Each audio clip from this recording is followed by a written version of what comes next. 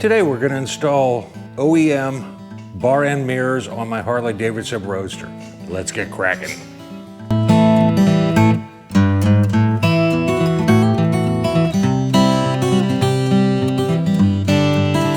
Good moto morning.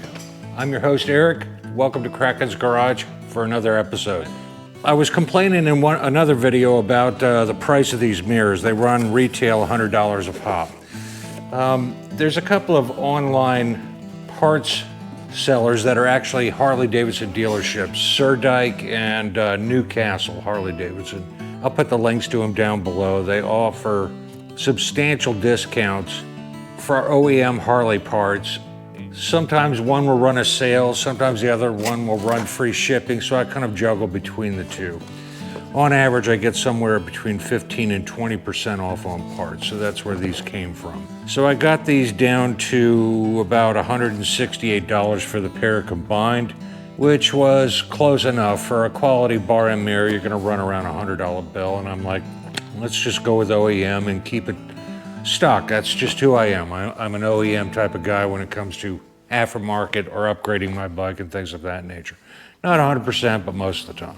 These parts, they're country of origin, packaged in the USA with parts made from China. I've actually finished this job, or as much as I can at this point, and I wanted to put this at the beginning of the video and kind of express a mild rant with Harley-Davidson that I bump into issues like this quite often. The bar end mirrors, I didn't look at the fine print. You really need to scrutinize every word in the description when you're looking up parts and accessories for your bike.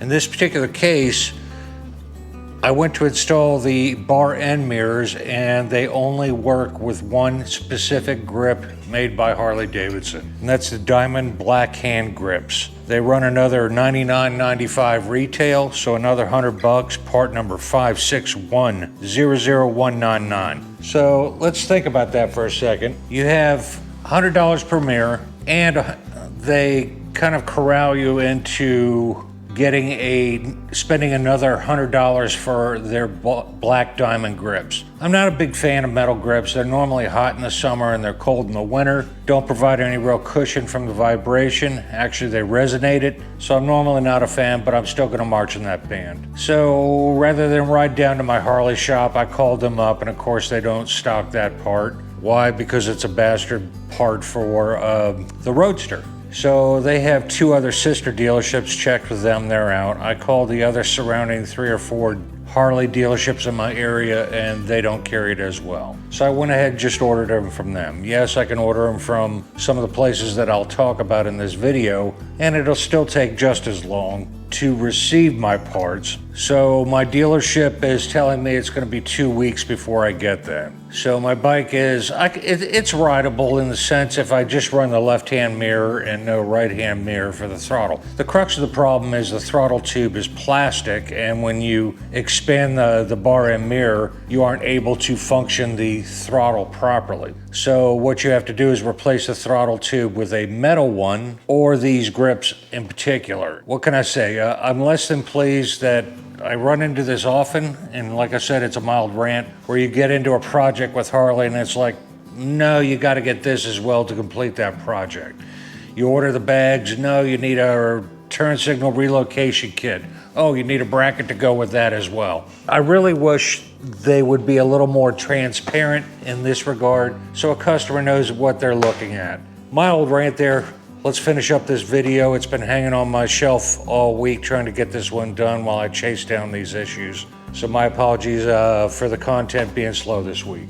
I'll post a copy of the directions up on the screen, but they're a little lackluster to say the least. You have several different parts to accommodate many different bikes.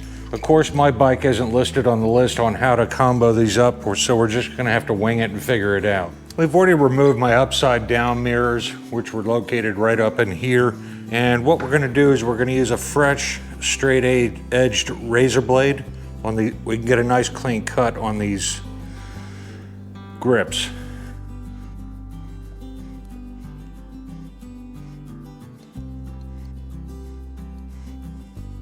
Now I cut it flush up to the end of the bar to still leave that lip there to meet up against the bar end mirror. As you can see, the ones that came on it already installed are not the correct diameter, and it's kind of bizarre. I don't know if you can see, but there's a screw down inside that square. Unscrew and release the adapter on the end. And the nut. Yeah, I didn't drop the nut. Now if you take a look at these ends, there's a gate in there to hold the nut, and we're going to slide that right in there. Then we're going to take our screw, a little fiddly, but once you get it lined up, and then we're going to get that screw started in there. Use a 4mm Allen wrench, and since you have to use the long end, and most of the handle is up inside the handlebar, makes it awkward to get any real torque on it. So take an open and closed end box wrench and just slip it over the end, and you can get some nice torque on an Allen wrench that way.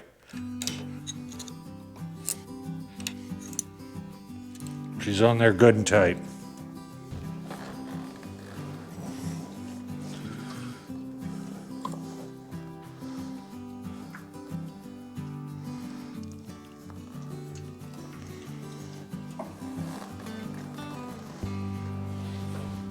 So there you have it. What should have been an in and out easy job turned into a mess. I opted to have them pointing up rather than down. I think down is cooler looking, but it hits my air filter on this side when you go lock to lock. So I don't want any parts of that. That's going to be a hassle in the event of an off or a tip over on the right-hand side. It may get in and bash the tank or something like that. Who the heck knows? I'm not going to march in that band. So this will work for now with the clip-ons. I'm very happy with the outcome, but with mixed emotions. Harley's charging $100 a pop for each mirror, list price. Yet they outsource the parts to China. I'm not hating on China. I've got a lot of Chinese products. I've got a Chinese motorcycle, and I love it. In this particular case, it went to the cheapest bidder to make these mirrors, and yet, in my humble opinion, Harley-Davidson is charging made in the USA prices, and you get a subpar product and run into problems like I had today, because it doesn't quite meet the same tolerances as when you pay for really fine machined items. And this is not a fine machine item. Would I buy these again if I had to replace them? Absolutely not.